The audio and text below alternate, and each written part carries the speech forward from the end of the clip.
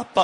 என் உயிரணுவில் வரும் உயிரல்லவா, மண்ணில் வந்து நான் உன்னகலல்லவா, காயங்கள் கண்டு நான் எதுவுமே செய்யல.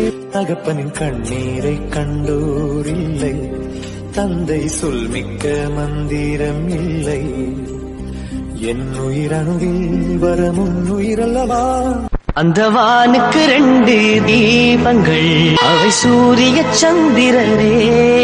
என் வாழ்வுக்கு 2 தீபங்கள், என் தாயோடு தந்தையரே.